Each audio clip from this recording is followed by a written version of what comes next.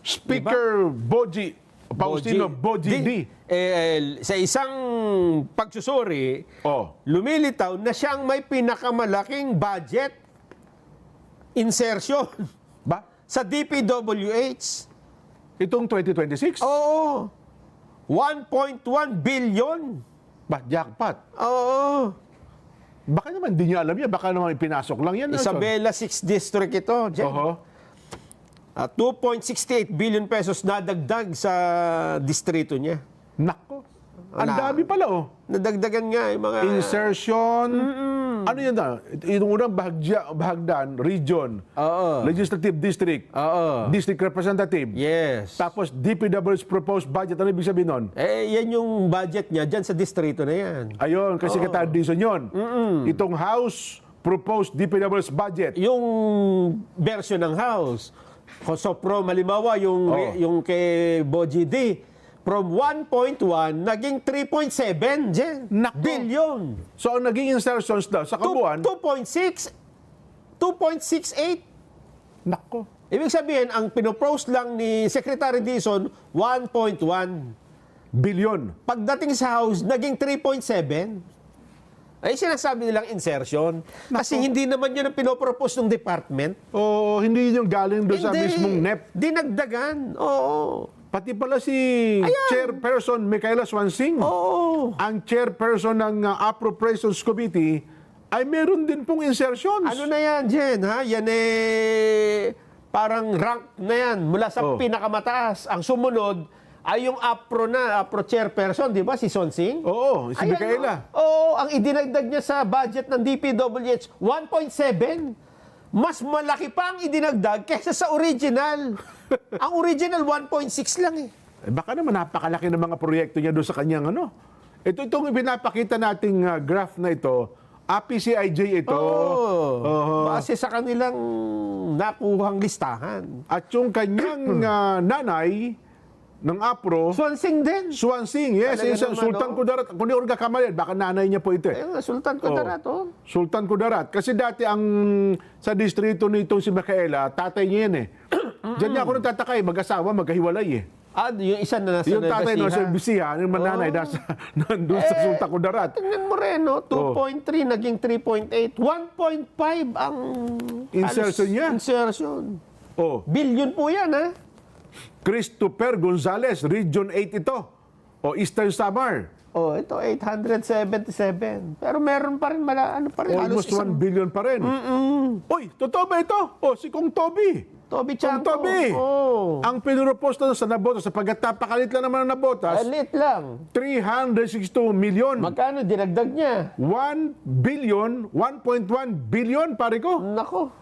Saan pa ilalagay ni Kong Toby yung proyekto sa nabotas? Ano yan? Pagpapatayo ng yung malaking, ang tagatin nito? Hindi, ano yan? Bulungan? Yung nasisira kasi yung dyan lagi. Oo nga pala, yung dike, no? Yung dike. Siguro nga. Yung seawall, di ba? Di ba, pero teka lang, di ba tinututulan ni Kong Toby rin yung mga insertions na yan? Hindi. Di ba sa tutol dyan? Hindi ako tutol dyan. Ganun ba? Meron nga meron ako. Di ba? Di pala tutol, sorry. Tinututulan ko yung sarili ko? Sa Pangasinan, 6th District. Premisias, Agabas, Marilyn. Naku, 1.7, pare ko. Yes. So, dinagdagan niya, kanyang insertion, naging 740 million. Yung kanyang dagdag. Oo. Davao del Norte, 1st District. Uy, Di Carlo. From 4.8 naging 5.5. Pero laki nung kanya, initial pa lang 4 billion mahigit. Hindi, Almost 5 billion. Yan yung DPWH. Kaya nga, ibig ko sabihin, ano bang mga pagawa nyo sa kanila, Nung no? dinagdag na niya, naging 5 billion Naging 5 billion pa. Kalahating milyon. So meron siyang insertion na almost 7 million. 700. 700 million. Idinagdag niya. Sa Region 11, Zamora Maria Carmen. Aba, ito ba yung yung bata pa? Yung kasama sa tag ito, prosecutor? 2 billion, 2.4. Naging 3.1 billion. At tapos, yung kasunod, 696 million ang kanyang insertion. at tinan mo yung kasunod na pangalan. Nako! Di na naman. At yung pangalan, Faustino Michael Carlos III. Pastino din. Oo. Hindi anak siguro. Ay nako, 884 lang ang galing sa DPW, naging 1.5. So dinagdag siya ng 668 million. Sige pa. Oh, Sumunod. Misamis Oriental, 2nd District. Oo. Tako, si Imano. Oo. Vicente Imano po ito. Oo. Ang laki niya pala. Initially, 5 billion. Hindi pa natuwa. Sa 5 billion, nakulangan pa. Ginawa pong 6.3 billion, pare ko. Sa susunod, magugulat ka kung sino yan. Surigao del Sur, 1st District Representative, Momo! Romeo Momo. 2 billion na, sir. Ang inyo pong budget dyan, 2.7. Ang laki na eh. Hindi pa kayo natuwa. Ginawa nyo pang 3.2 billion. Oo. Nagdagdag pa po kayo ng 470 million. Paano nyo ubusin sa loob ng isang taon na proyekto yan? Kung Momo, ngayon pala nakasama siya doon sa kasuhan ng plunder ba yun? Oo, kinasuhan siya. Sarili. Oo, mag-isa siya. Ganon. Tapos nag-resign ata siya na miyembro ng House Contingent. Oo, ng BICAM. Sa Ng BICAM, yes. Pero hindi daw siya magre-resign sa Congressman. sa committee. Committee siya ng DP ng di ba? Public Works. Public Works, Siya ang chairman ng House Committee on Public Works. Ba talaga naman. Yan ang kanyang expertise kasi. Expert. Sana sir, yung pagiging expert ninyo dyan, ginawa nyo sa mabuting kaparaanan, ano? Ang kaso, ang ginawa nyo po para sa sa expert nyo sa mga proyekto. Anyway, ito, Guimaras. Si JC Rachman Naba, nako, 621, ginawa po niyang 1.0646 billion. Liit-liit lang naman ang Guimaras. Ano ba ang gusto niyong proyekto dyan, no ha? Lalo siguro patamisin yung mangga, no? Ang mangga ng Guimaras. Ako ito pa. Aba! Si Jay Kunghun. Ba? Jeff Kunghun, no?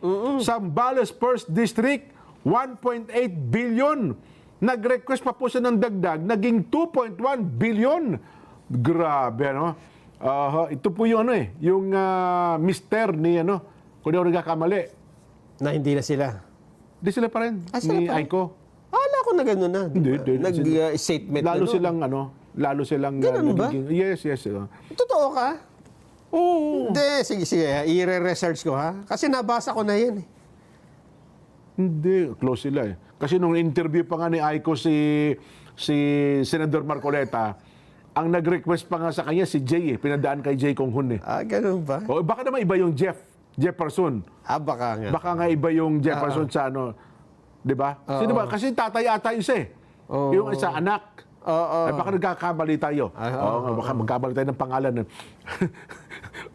Ipakita mo pa direct. Sino next? Yung kay pagkatapos si Kunghun.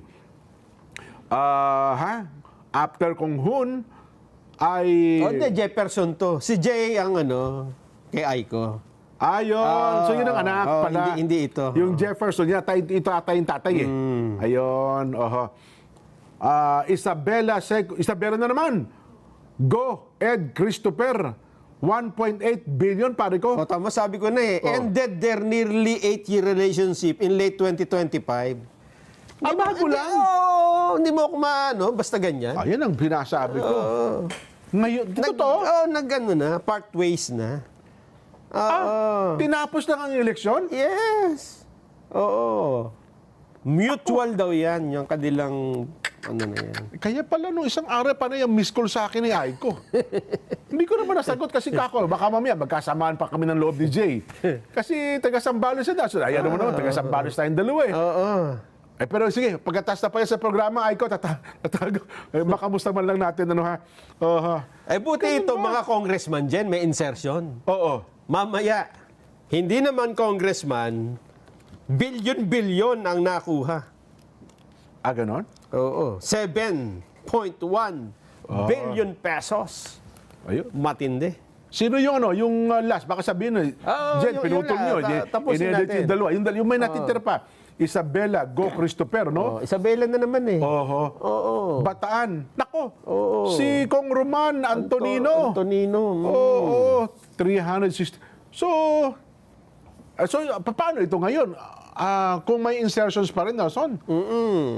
Eh bagay, again, naninindigan tayo, no? So na wala namang masama talaga sa insertions Oo. sapagkat yan po ay amendments. Pero, Oo. tingnan natin yung project, Jen. Yan. Oo. Baka sabihin na sa atin, Jen, yan ho naman patutunayan namin sa inyo na yung proyekto na yan ay ito talaga naman totoo. At paano nakalusot? Oho. Di ba sa... Mukhang... Di ba, ibig sabihin pinayagan eh. O, yun na nga, yun na nga. De, mukhang yan ang pinagtalutan nung nakaraan eh. Kaya hindi sila magkasundo-sundo. Di ba sabi nga nung... sino ba yung congressman na hinahanap namin yung proyekto namin eh. Bakit wala eh? Nawala. Oo. Ibabalik namin sa ano to? Sa national government. Eh pero nakalipas sa isang araw, hindi na pala ibabalik, okay na. Ay, nako. Oho. Sa Senado ba? Walang ano? Hindi, binawasan nga nila eh. At hindi, yung mga senador, wala nakalista. Naku sila man. Kasi doon nakaraan, di ba, may mga insertions daw sila eh. Wala ngayon. No. Kasi nga, binawasan pa nila. Ayun. Di ba kasabi ng PCIJ? Di, wala pa. Standby lang kayo dyan.